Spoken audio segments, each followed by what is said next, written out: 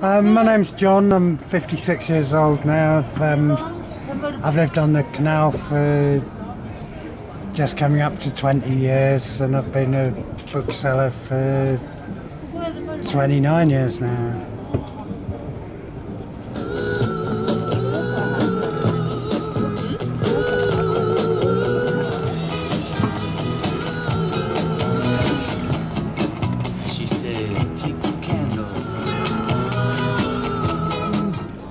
My friend Paddy, who lives on a boat as well, and I were selling books in the market in Archway.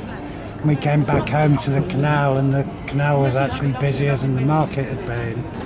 And so we had the idea to move the market stall onto the boat, basically.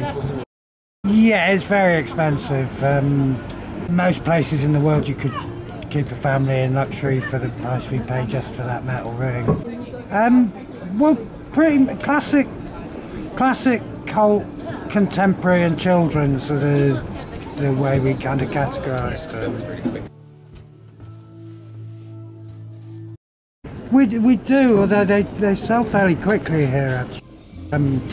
We've had some fabulous things, T.S. Eliot first editions, and we've got a first edition Alice in Wonderland that we're waiting to take to the auction. Yeah, occasionally there's some. Sometimes they're really inappropriate. Sometimes they're just really touching, and you get a kind of insight into a long gone way of life.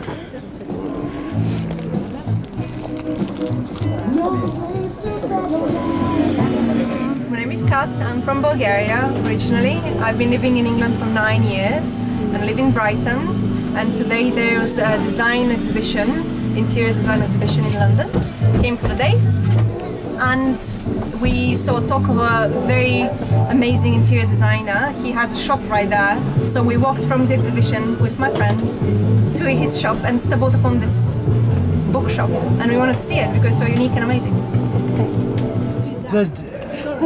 The name was all we had at the very beginning, and it was that was Paddy's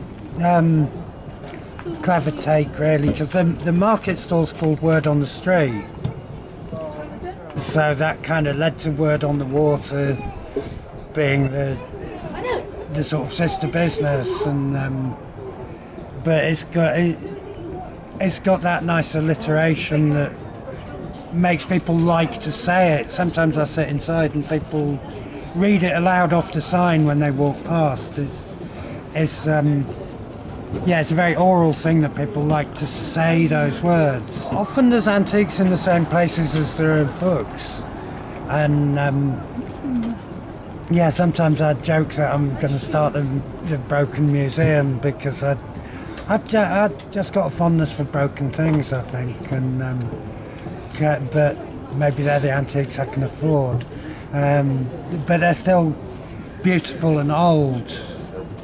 So things like the typewriters and the cash register. It helped us enormously, actually, because we were in danger of having to close down because we didn't have a mooring, and the canals got too crowded to have a place to stop. And somebody started a petition on change.org for us to be allowed to have a mooring, and that got sort of spread around, and particularly Facebook in those days, and Twitter, although our Instagram following the fastest growing of our social media. And it gives us a chance to keep in touch with people as well, especially since the pandemic stopped a lot of our customers from coming to the country. We all make our own playlists for when we're working because it's important for mood and atmosphere to know and like the music that you're playing, because it's a way of speaking to the customers. We try and choose things that aren't too mainstream, things that you wouldn't hear on the radio. We get so much positive feedback from customers, and so many people say, oh, this is my safe place or this is my happy place.